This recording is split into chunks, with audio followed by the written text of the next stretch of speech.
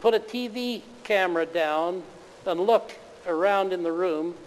And in one of the mounds, they drilled 3 mounds, and in one of the mounds they saw a table that had a harp sitting on it. And they believe that to be David's harp, and they believe that to be the burial mound of Teotepi.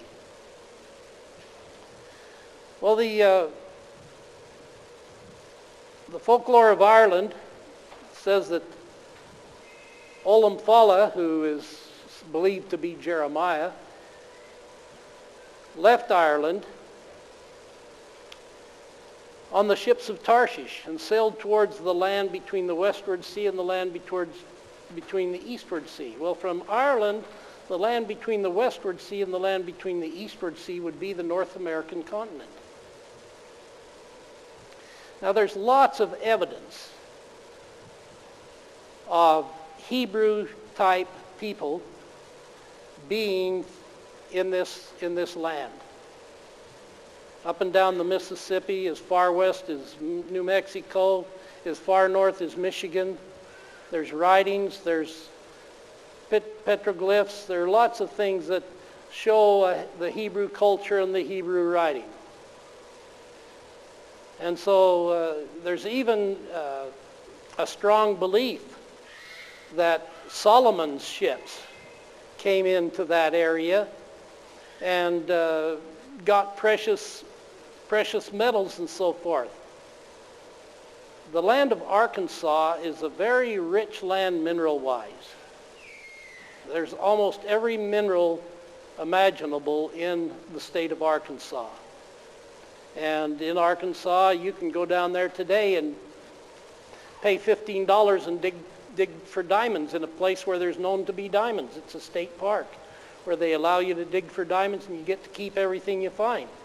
And people have found diamonds up to worth more than $50,000. But these are very rare findings, and the state makes a lot more money letting people dig at $15 a head than they do by mining diamonds. But there's also mines down there where you can dig for crystals, probably a dozen of them, where you can dig for crystals and keep all the crystals you dig up. But anyway, it's a very rich mineral area.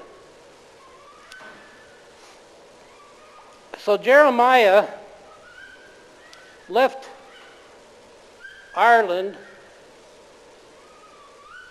and went to the land between the eastward sea and the land between the westward sea.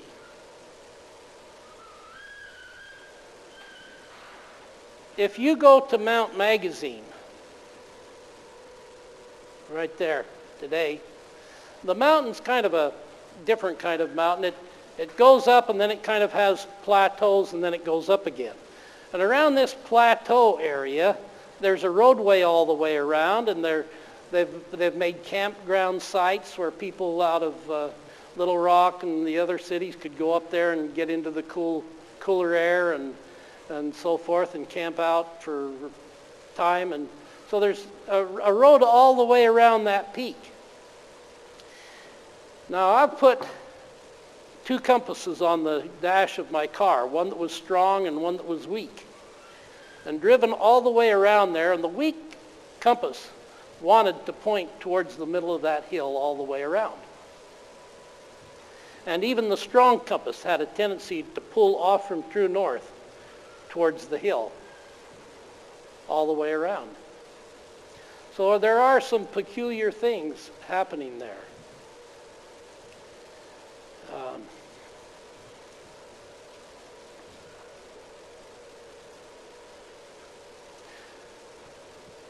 I think we've pretty well covered the basic information that I had, and I wouldn't mind at all opening it up to some questions if any of you have some questions.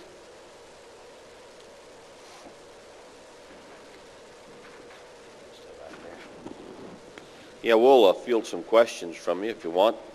Bottom line, and I'll let Mr. Zitting correct me, is that basically the story then summarized is a bit like this.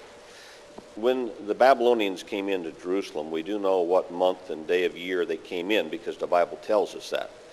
And then it also tells us that about 30 days later, it tells us the day and the month, the Babylonians went into the temple. and they destroyed the temple. So that means there was a 30-day period that Jeremiah had to go into that temple and take the ark out. We're also told in the book of Kings that they took treasure out of the temple, the Babylonians did, and it lists some of the treasure that they took out. But obviously, the ark is missing from that list. If it was on the list, it would have been something that would have obviously been listed, and it wasn't listed. So the speculation is, and Mr. Zitting, correct me if I'm wrong here, is that Jeremiah, who knew Jerusalem and he knew the temple, and by the way, I want to point this out, Jeremiah, when the Babylonians came in, was a hero to the Babylonians because he had prophesied in their favor. And the book of Jeremiah indicates that he was given special privilege and travel rights by the Babylonians, and I suppose maybe, who knows, a government stipends, but he had a officer there that said, hey, you can go wherever you want. You didn't lay a hand on Jeremiah, so Jeremiah had a free run. In 1910, I did read here the other day, there was some excavation done underneath the temple there where Solomon's temple was, and they found that there were catacombs down underneath there, tunnels. You're aware of that too. Yes, there was also excavation done during the Six-Day War.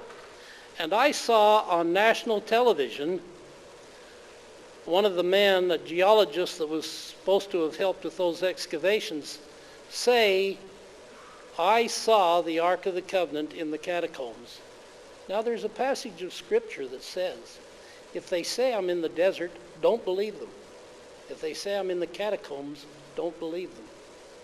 Those are the two places they say the Ark of the Covenant is, isn't it? Thank you. Let me expound on that a little more, if you don't mind.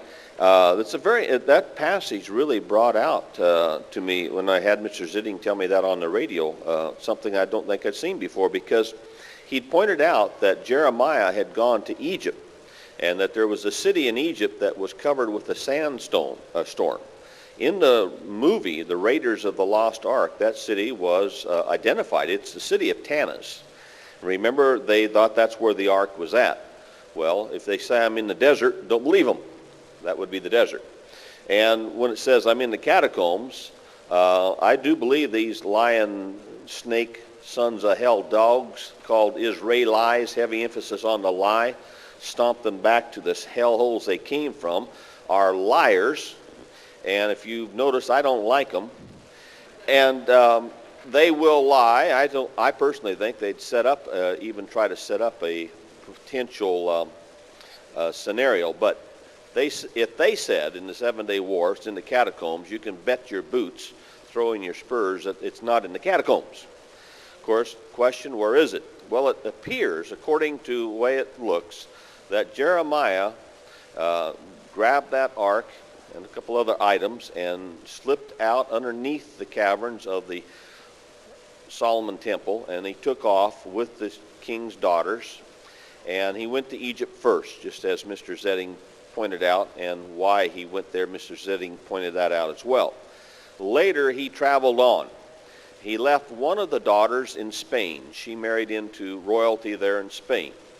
He traveled on from there with the other daughter. Now, the point of this is this. The king of Babylon put out the eyes of Zedekiah after he killed his sons because he did not want an heir to the throne, not knowing that Hebrew law allowed the heir to go through the female as well as the male if there was no male heir, right? Well, he didn't know that, and Jeremiah did, and he took to the female heirs, dropped one off, married her off in Spain, and the other one he took to Ireland, which, interestingly enough, the symbol of Ireland, I understand, has always been the harp, the golden harp, the harp of David. Well, according to the writings of the Barbs of Ireland, she came with that harp. Tia did. And anytime you want to interrupt me, go ahead. With that, he left Tia in Ireland, and she married into the Israelite lineage that was already there, you see. Jeremiah went on with the ark, and this is spoken of in the book of Maccabees, correct? Where did he go? The ark, if you read Judges chapter 3 went before God's people before they went into the old promised land. He made sure that the ark preceded them. Well, God had another promised land for them, according to 2 Samuel 7:10, which, as you've heard us speak about, or this preacher speak about, is the land with an eastern sea and a western sea, which is what? The United States of America. And I personally believe he came over here. The trade routes were well established at that time. Columbus was not the first to discover America. If you read the book that we have by Pastor Jones called Christians Before Columbus, you'll find out that one of the reasons they have promoted this Columbus mystique is because Columbus was a Jew. And Columbus had a map that he was using. Where did these maps come from? There had been trade routes coming over here even at the time of Solomon building the temple.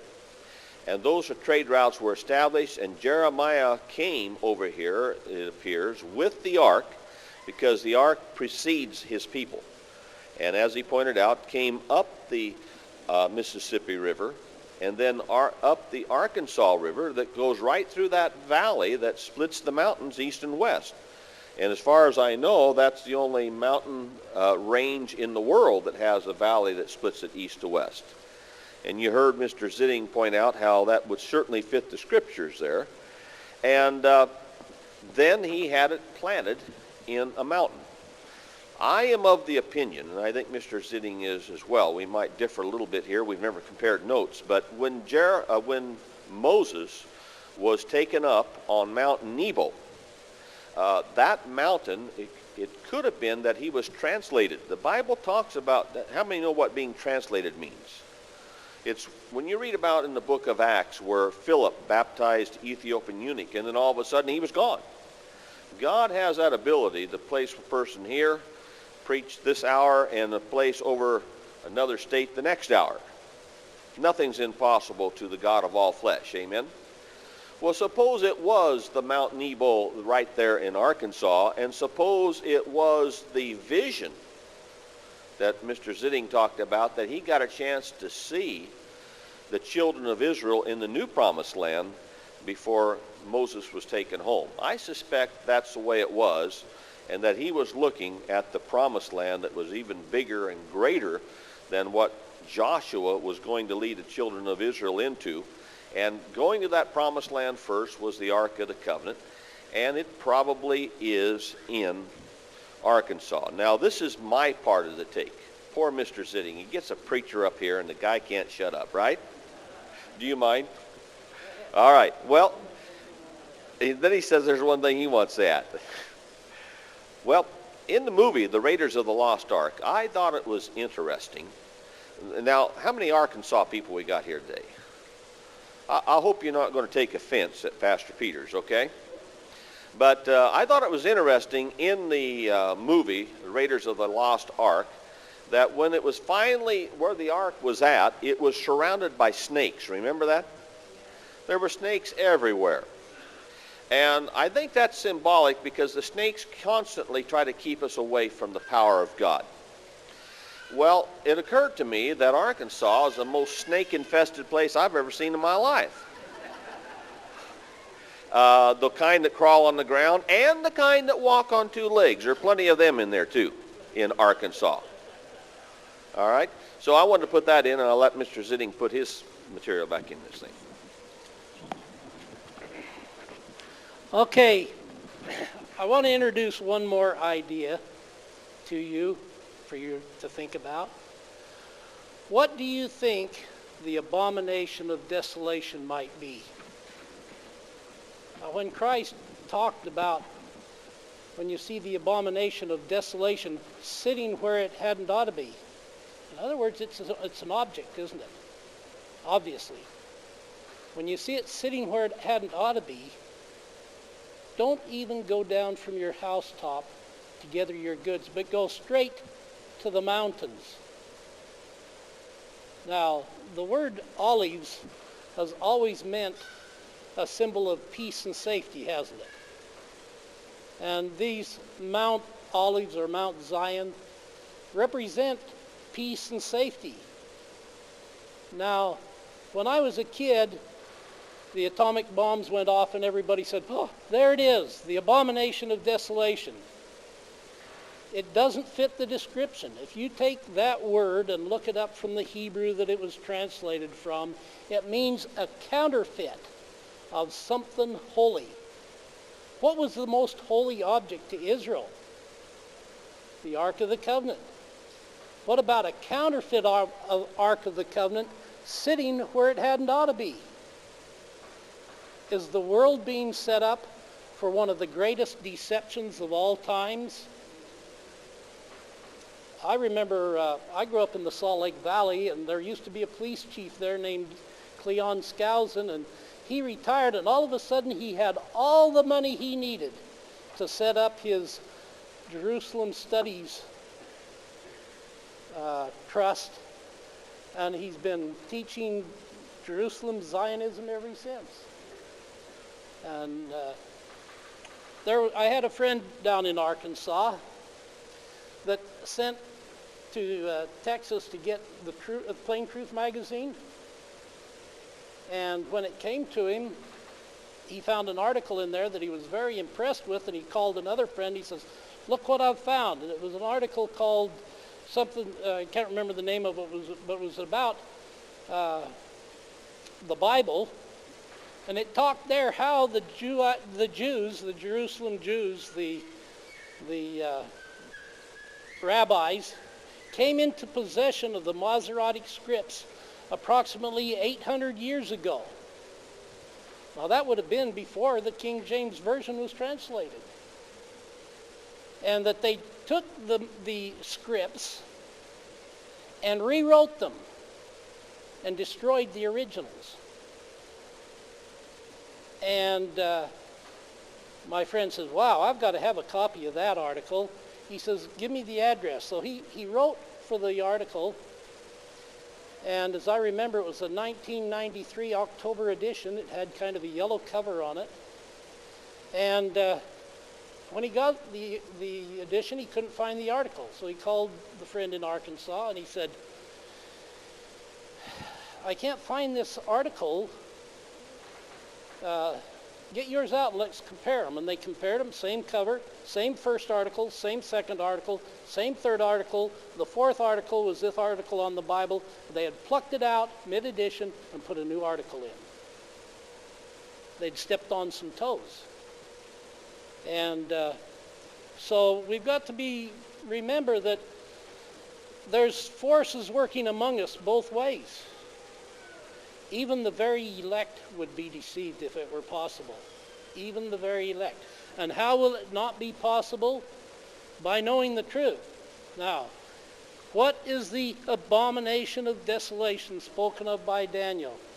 If you go to Jerusalem today and you take the $10 tour, they'll take you to the Wailing Wall and show you the Dome of the Rock, and they'll say, here is where Solomon's temple stood, and we're going to one day rebuild Solomon's temple, and the Ark of the Covenant's in the catacombs underneath, and we will have the Ark of the Covenant in the catacombs. What is it? 7 theologians that Lucifer would sit on the throne of God as God and be worshipped by all nations for 3.5 years?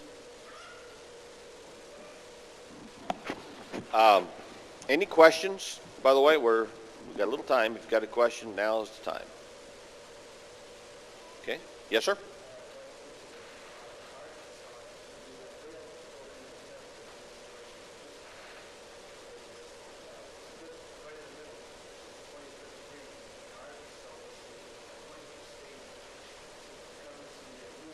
All right, I want to repeat that. You said that when the veil was split, it was split right in the middle between what rings? 25th and 26th. The 25th and 26th ring. And then you said Arkansas came into the Union as what state? As the 25th state. That's interesting, isn't it? Missouri was the 26th. And Missouri was the 26th. Well, that's interesting too. And another thing I think we failed to get put out here was that the ark was always moved with a blue canopy over it. And in Arkansas, the mountains that he's talking about, they have been in the past identified as the Blue Canopy Mountains. There's Is that correct? There's a range next to them called the Blue Veil Mountains. And there was a blue veil that was always put over the ark when it was transported. Now, I don't think that this ark has been found by anybody yet. I don't think they would find it any more pleasant than the Philistines did. And remember, it gave them all emerods.